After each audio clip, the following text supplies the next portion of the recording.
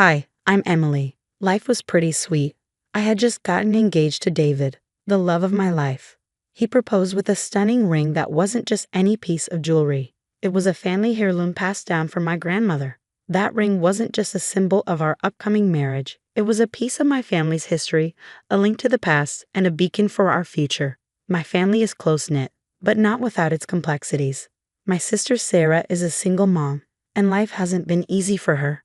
Financial struggles are a constant, and raising her son Alex on her own hasn't been simple. Mom and Dad often step in to help, both financially and emotionally.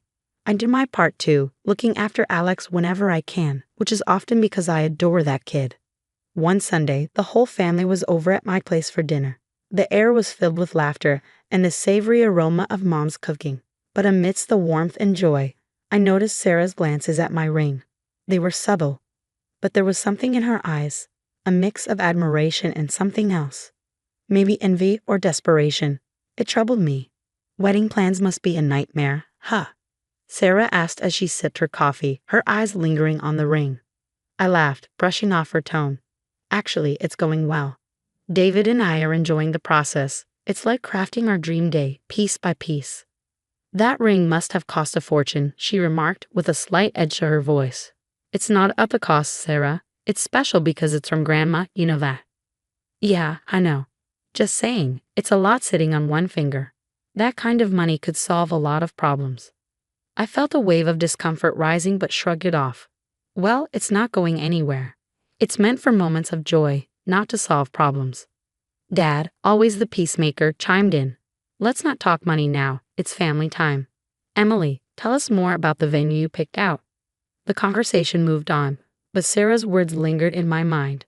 I loved my sister and knew her life wasn't easy, but the ring was a symbol of my future, not a lifeline for financial woes. In the weeks that followed, I continued my wedding planning, blissfully unaware that a seed of desperation had already been planted in Sarah's mind. Our lives were about to get a lot more complicated, and that Sunday's harmony was just the calm before the storm. Little did I know, my support for Sarah, despite the red flags, would soon be tested beyond anything I could have imagined. Everything came crashing down the morning I couldn't find my ring. It was a routine morning until then. Coffee brewing, sun shining, and I was getting ready for work. That ring had its special spot on my dresser, but it wasn't there. Panic doesn't even begin to describe what I felt. I tore through the house, overturning everything but found nothing. My heart sank deeper with each passing second. Then a sinking realization hit me. The last family dinner, Sarah's eyes on my ring, her comments, pieces of a horrible puzzle fell into place. I didn't want to believe it, Sarah, not my sister. But I had to know. While she was at work, I made my way to her house. We never kept secrets, never needed to. Her purse was on the kitchen counter, and buried under grocery receipts was a pawn shop receipt for my ring. When Sarah came home, I confronted her immediately. Why, Sarah? How could you? She froze, then sighed, the fight leaving her as she slumped into a chair. I didn't know what else to do, Em. Alex needed that tuition money, and I thought I'd be able to buy it back before you noticed. That was Grandma's ring, Sarah. You didn't just pawn a piece of jewelry, you pawned my trust. I'm sorry, Emily. I really am. It was wrong. But I was desperate. You should have come to me. We could have figured something else out together, Sarah said, her voice trembling with regret. Our parents were the next to know. Mom cried, and Dad's face went ashen as they listened to us argue. The air was thick with disappointment and disbelief. You have to forgive her, Emily. She's your only sister, Mom pleaded, her voice quivering with emotion. No, Mom, I can't. Not this time. This was too far. The divide grew, with Sarah on one side, full of regrets, and me on the other, my heart broken, not just by the loss of the ring, but by the betrayal. It was a chasm filled with hurt and tarnished trust, and none of us knew how to bridge it. The fallout was messier than I could have imagined. Family gatherings turned awkward, filled with unspoken words and forced smiles. Friends picked sides without fully understanding the rift. Sarah tried to make amends, offering to pay back every cent, but the damage was done. The ring was just a symbol. What she really needed to return was something intangible, my trust. And that wasn't something you could simply buy back from a pawn shop. I started by reaching out to Jenna, a good friend who had also been hurt by Sarah in the past. Over coffee one morning, I spilled everything. Jenna wasn't surprised. Can't say I'm shocked, Em. She's been sketchy for a while. What are you thinking? I want to expose her, Jenna, not just for me, but for all of us she's hurt. I'm thinking social media, community boards, anywhere her actions can be spotlighted without me having to go too public. Jenna nodded, sipping her latte. Subtle but effective. Count me in. We spent hours planning, gathering stories from others, compiling evidence, and crafting posts that highlighted Sarah's pattern without stepping into defamation, just the hard truths. Each post was designed to resonate, to make others think twice about the Sarah they thought they knew. It started slowly, a shared post here, a whispered story there, but soon it picked up speed. One evening, I heard from an old neighbor. Emily, I saw your post. I couldn't believe it was Sarah doing all that. Really eye-opening. Thanks for reaching out. It's important that people know who they're really dealing with. As more people talked, Sarah's reputation began to crumble. Invitations dried up, her social circle shrank. The real kicker came when her employer caught wind of the controversy. They called her in, questioned her integrity, and by the end of the week, she was out of a job.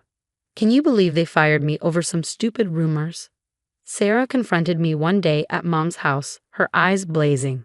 They're not rumors if they're true, Sarah. You did this to yourself.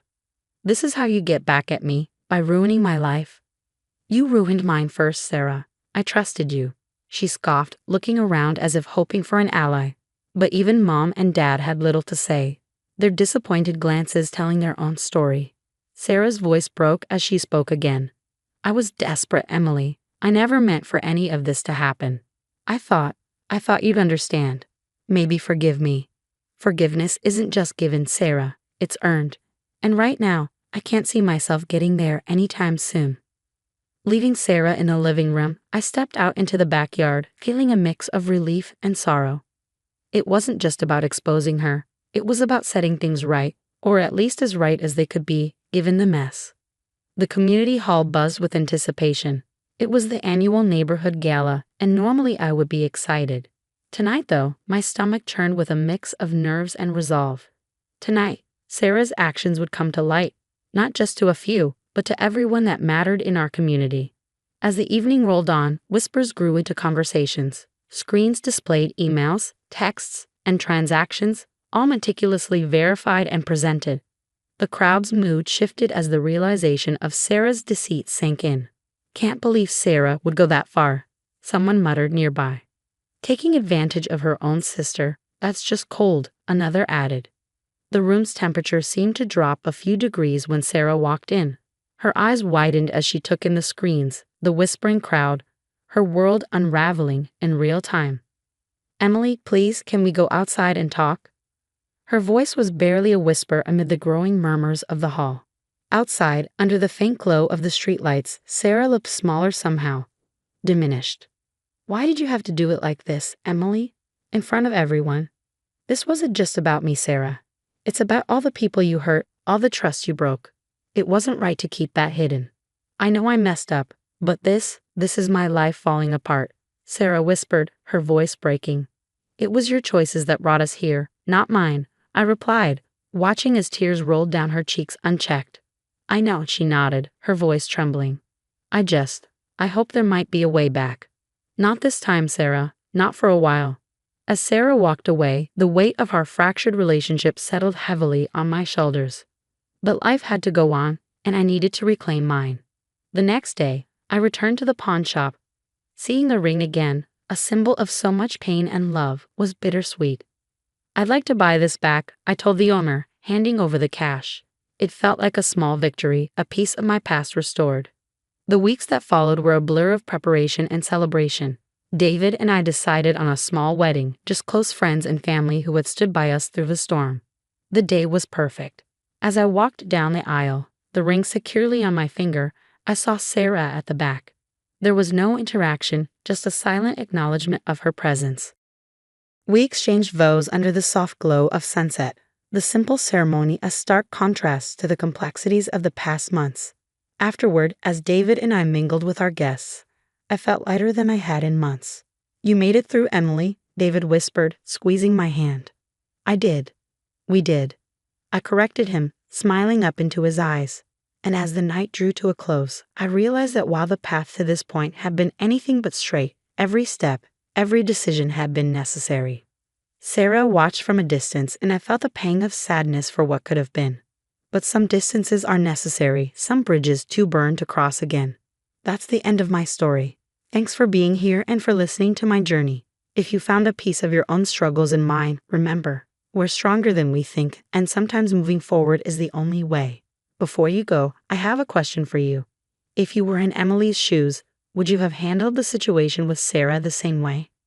Do you believe in giving second chances to family members who betray your trust, or do some betrayals cut too deep to ever forgive? Would you have exposed Sarah publicly or dealt with it privately? I'm really curious to know how you would have approached this situation. It's a tough one, and I bet everyone has a different take on it. Let's get a conversation going in the comments. Your opinions might help someone else who's dealing with a similar situation. Do you think Emily's approach was justified, or was there a better way to handle it? And what about Sarah? Does she deserve a shot at redemption after what she did? If you enjoyed this story or found it thought-provoking, please give the video a thumbs up. It really helps us out. And if you haven't already, make sure to subscribe to the channel for more stories like this one. We'd love to have you join our community. Thanks for watching, and I can't wait to see your thoughts in the comments below. The soft hum of the air conditioning in my office was a stark contrast to the storm of thoughts swirling in my mind. I'm Anna, a 28-year-old lawyer. My life now is a far cry from the turmoil of my childhood, a past I kept locked away, even from those closest to me. The serenity of my office was shattered by the ringing of my phone. The display showed an unknown number, yet something about it felt ominously familiar. With a hesitant hand, I answered. Anna speaking, I said, my voice a blend of professionalism and caution. Anna, it's your father, came the voice, laced with a nervousness that did nothing to calm my rising apprehension. A chill ran through me. It had been over a decade since I last heard that voice, a voice that once meant safety and love but had become a symbol of betrayal and pain. Why are you calling me? I asked, my words sharp, cutting through the silence that followed his introduction. I'm in trouble, Anna. Financially. I need your help, he said, his voice cracking slightly. His plea, however sincere it might have been, ignited a fire of resentment within me. My help? Now you need me after all these years? I retorted, disbelief and anger intermingling in my tone. Yes, I wouldn't ask if it weren't serious. I'm really in a bind, he continued, desperation creeping into his voice. You stopped being my father a long time ago. You can't just call me now and expect me to help, I responded, my voice cold and unwavering. There was a pause on the line, a heavy silence that felt like an unbridgeable chasm. Anna, please. I'm still your dad, he said, a feeble attempt at rekindling a bond long extinguished. The word dad felt foreign, almost jarring. A dad? You forfeited that title when you chose her over me, I said, the years of suppressed anger and hurt finding their way into my words. You're my daughter. I thought. You thought wrong, I interrupted, cutting him off mid-sentence. You made your choice years ago, and now I've made mine. His voice was a mix of pleading and despair. Anna, I am sorry. I just need this one favor. The word sorry echoed in my office, a hollow and meaningless sound. Sorry doesn't change the past. I can't help you, I stated firmly and hung up. My childhood, before the age of 10, was filled with love and laughter, a testament to the wonderful life my parents and I shared in our small rented house. My mother, a beacon of joy and kindness, filled our days with warmth and our nights with stories and dreams. My father, once a playful and caring man, would spend evenings playing games with me or teaching me little things about the world. Our home was a cocoon of happiness, where every day was an adventure and every night a sweet dream. But our blissful life came to an abrupt halt with my mother's untimely death. The house that once echoed with laughter and love turned into a silent mausoleum of memories. I remember walking through the rooms, each corner a stark reminder of her absence. The loss was unbearable, not just for me but for my father too, who had lost the love of his life. However, the depth of his grief seemed to diminish quickly, much to my confusion and dismay. Within just a few months, he brought home Marissa, a woman who was to take a significant role in our lives. I recall the day he introduced her, a day that marked the end of my cherished childhood. "Anna, this is Marissa. She's going to be staying with us," my father announced one evening, his voice devoid of the warmth I was so accustomed to. I looked up at her, searching for a hint of motherly warmth or friendliness, but found none. Her presence was imposing, her gaze cold and calculating. From the very first moment, I sensed a change in the air, a shift that filled me with an unexplainable sense of dread. "Hello, Anna," Marissa said, her voice smooth yet devoid of genuine emotion. Her smile, rather than comforting, seemed to hide something sinister beneath its surface. In the days that followed, the house felt different, as if the walls themselves were recoiling from her presence. The cheerful memories of the past seemed to fade, replaced by a lingering unease that settled in every corner.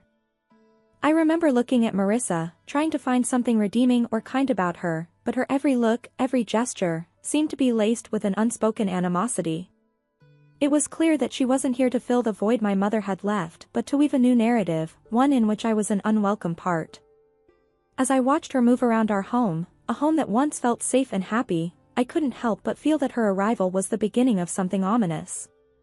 The way she looked at me, with eyes that seemed to hide more than they revealed, did not bode well for the future. The days following Marissa's arrival were like walking through a nightmare that I couldn't wake up from. The house, once filled with my mother's laughter and love, now felt cold and unwelcoming. Marissa's presence cast a shadow over everything, turning even the simplest daily routines into a series of struggles. One morning, as I sat down for breakfast, I noticed my food tasted unusually salty. "Marissa, did you put too much salt in this?" I asked, my voice hesitant. "Oh, did I? It must have been a mistake." "Just eat it, Anna. Don't be so picky," she replied, her tone dismissive, almost mocking. The incidents grew more frequent and spiteful. I remember finding my clothes ruined after laundry. "Marissa, my clothes are all faded." "What happened?" I asked one day, holding up my once favorite dress, now discolored and unwearable. She glanced at it and shrugged nonchalantly. "Maybe the washing machine is acting up. Or perhaps it's time you stop wearing such childish clothes." I felt a surge of frustration but knew arguing would only make things worse. Feeling helpless, I turned to my father, hoping he would see through her facade. "Dad, Marissa is ruining my things. She's always mean to me," I said one evening, my voice trembling with a mix of anger and sadness. My father's reaction was far from what I had hoped for. "Anna, you're imagining things. Marissa is doing her best to fit into our family. Stop causing trouble," he said sternly, his words cutting deep. "But Dad, it's the truth." I protested, but he wouldn't listen. "That's enough, Anna. I don't want to hear any more of your accusations," he replied, his voice rising in anger. Each day was a battle, trying to navigate around Marissa's hostility and my father's indifference. The home that once felt like a sanctuary now felt like a prison. I started spending more time in my room, trying to escape the constant tension that hung in the air. Living in that house of horrors, I felt alone and misunderstood. The safety and happiness that once filled those walls were replaced by fear and anxiety. Every day, I longed for the past, for the times when my mother's smile was enough to light up the entire room, a stark contrast to the darkness that now lingered in every corner. Living with Marissa became a daily ordeal of evasion and endurance. Her hostility towards me escalated from verbal jabs to physical abuse. It started subtly, a pinch on my arm or a twist on my stomach, always in places easily concealed under my clothes. The pain was sharp, a cruel reminder of my helplessness in her presence. I developed strategies to avoid her, constantly alert to her whereabouts in the house. I would take long routes to my room or wait until she was occupied before I moved around. Despite my efforts, there were times when she caught me off guard, and those moments always resulted in some form of pain. One day, while I was quietly reading in the living room, Marissa walked in and, for no apparent reason, pinched my arm hard, her nails digging into my skin. I winced in pain but bit back any cry of protest. She looked at me with a cold, triumphant smirk before walking away. During one of Grandma's rare visits, she noticed my cautious movements and the way I flinched when Marissa's voice echoed through the house. "Anna, is everything all right at home?" Grandma asked, her voice filled with concern. I looked at her, my heart aching to tell her the truth, but fear and the desire to protect her from worry held me back. "Yes, Grandma, everything's fine. Just a lot of schoolwork," I lied, offering her a forced smile. She seemed unsure but didn't press further. I felt a twinge of guilt for deceiving her, but I couldn't bear the thought of causing her any distress. That evening, as Grandma left, I saw Marissa watching from the window, her expression one of satisfaction. It was as if she relished the fact that she had control over me, that she could hurt me and get away with it. Her triumphant look was a clear message that she was the one in power, and I was just a helpless player in her twisted game. I retreated to my room, feeling trapped in a cycle of abuse and silence. The physical pain from Marissa's pinches and twists was bearable compared to the emotional turmoil I felt. School was my sanctuary, a place where I could briefly escape the misery of my home life. But even there, the shadows of my struggles at home began to seep through. My teacher, Mrs. Thompson, a kind-hearted woman who always encouraged her students, started to notice changes in me. One day, as I was handing in my homework, she gently grabbed my wrist, her eyes drawn to the bruises on my arm. "Anna, what happened here?" "These look like bruises," she said, her voice laced with concern. I quickly pulled my arm back, covering the bruises with my sleeve. "It's nothing, Mrs. Thompson. I fell while playing," I lied, avoiding her gaze. Mrs. Thompson didn't look convinced. "Anna, if there is something wrong, or if someone is hurting you, you can tell me. It's important to speak out," she urged, her eyes searching mine for the truth. I wanted to confide in her, to tell her everything about Marissa and how I lived in constant fear, but the words wouldn't come. Instead, I forced a smile. "Really, Mrs. Thompson, I'm fine. It was just a silly accident."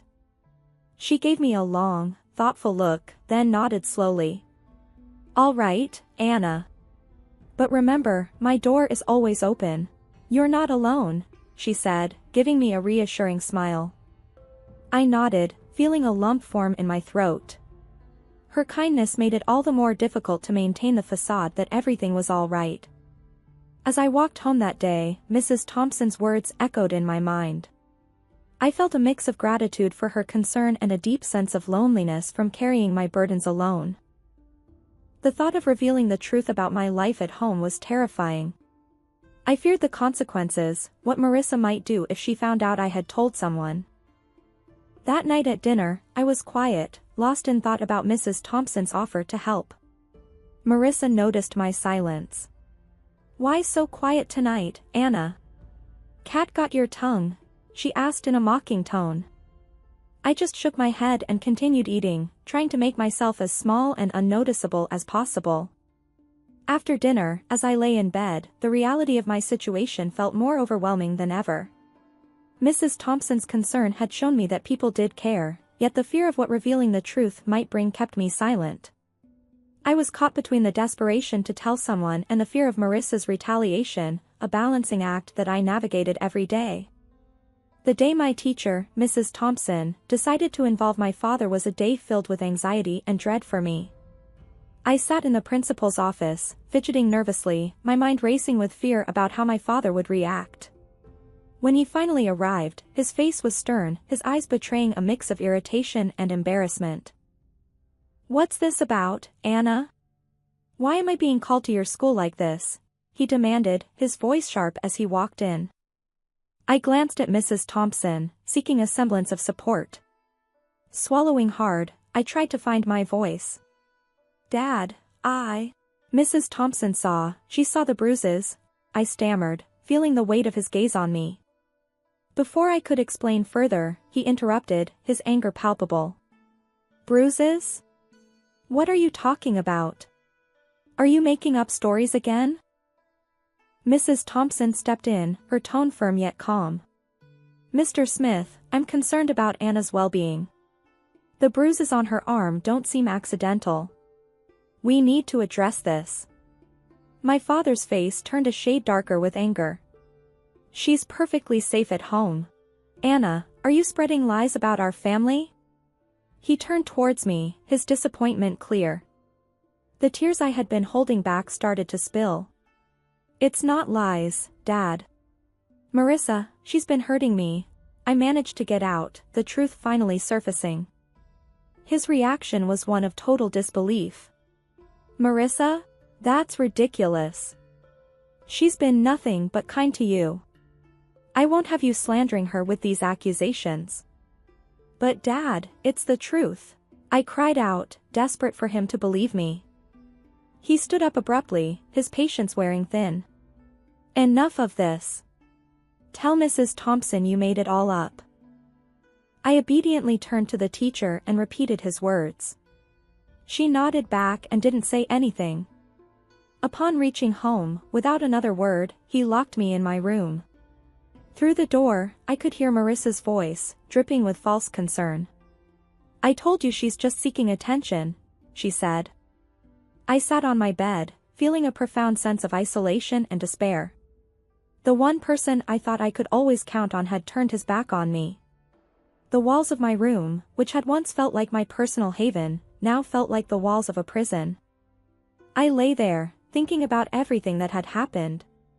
The pain of the physical abuse was nothing compared to the emotional torment of being disbelieved and punished by my own father. It was a harsh realization that the person who was supposed to protect and love me unconditionally was now the source of my deepest pain. The days following my confinement in my room were some of the darkest I had ever experienced. Trapped and feeling utterly alone, I realized that my only hope lay in my grandmother, my father's mother. She was a kind and loving woman who had always shown me affection, but I had never dared to burden her with my troubles at home. One evening, when I was sure Marissa and my father were occupied, I mustered the courage to call my grandmother. My hands were shaking as I dialed her number. Hello, her familiar, warm voice came through the phone. Grandma, it's me, Anna, I said, trying to keep my voice steady. Anna, my dear, how are you? She asked, her tone filled with genuine care. Tears welled up in my eyes as I replied, Grandma, I need help. Can I come and stay with you for a while?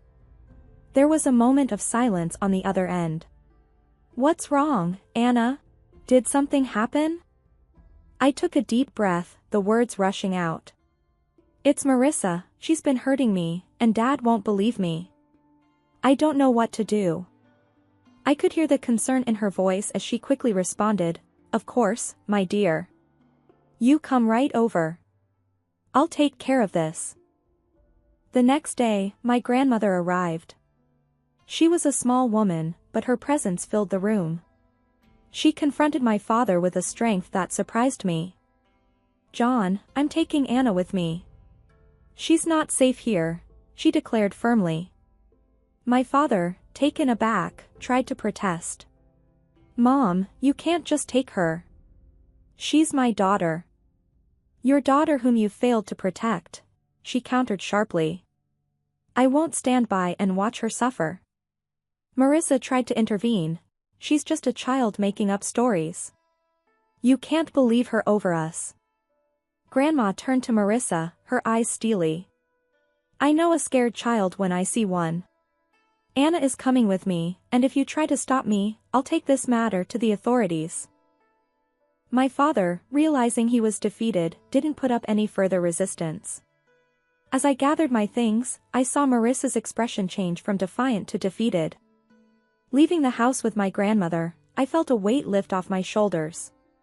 For the first time in months, I felt safe. The car ride to Grandma's was quiet, but her presence was comforting. Once we arrived, she turned to me and said, You're safe now, Anna. You don't have to worry anymore. In my grandmother's house, I found the love and security that had been missing in my life. It was a haven where I could heal and regain my strength. The contrast between her nurturing home and the coldness of my father's house was stark. For the first time in a long while, I felt like I could breathe again, free from the fear and anxiety that had plagued me. Years had passed since I left my father's house to live with my grandmother. Her home had been a sanctuary, a place of healing and love. But time, as it does, moved on, and with it brought another wave of change. My beloved grandmother passed away, leaving a void that seemed impossible to fill. At the funeral, my father and Marissa showed up, their faces a mix of feigned sorrow and poorly disguised eagerness. It was clear they were more interested in what they might gain from her passing than mourning her loss. After the funeral, as we gathered at my grandmother's house, Marissa wasted no time. "Well, Anna, I suppose you'll be finding a new place to live now. This house and everything in it belongs to your father now," she said, her voice tinged with a barely concealed glee. My father nodded in agreement, his eyes scanning the room as if already planning what to do with the house. I couldn't help but smile, a reaction that seemed to confuse them. "Actually, that's where you're wrong," I said, the confidence in my voice taking them by surprise. "What do you mean?" my father asked, his expression shifting to one of confusion. I took a deep breath, savoring the moment. "Grandma left a will. She bequeathed the house and a substantial amount of money to me," I explained, watching as their expressions changed from confusion to shock. But you're just a child.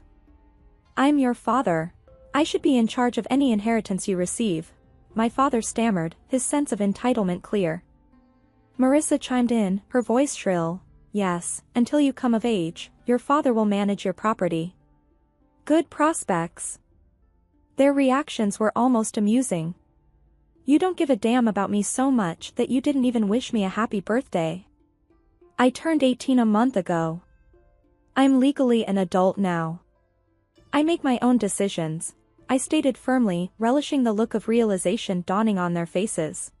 My father's expression turned from shock to anger, then to a sort of desperate pleading. "Anna, you can't do this. We're your family." I looked at them, memories of my childhood flooding back. "You stopped being my family a long time ago," I said, my voice steady. Marissa stepped forward, her tone now begging, "At least let us stay in the house. We have nowhere else to go. We have not extended the lease of our house." I shook my head. "This is my house now. You'll need to find somewhere else." As they left, the weight of years of pain and neglect seemed to lift off my shoulders. I stood in the house that was now mine, a house filled with memories of my grandmother's love, and felt a sense of closure. The echoes of the past my father's call stirred remained. I sat there, phone in hand, feeling a tumult of emotions. Anger, betrayal, and a sense of injustice. But amid all that, there was also a sense of strength, a reminder of the resilience that had carried me through the darkest of times.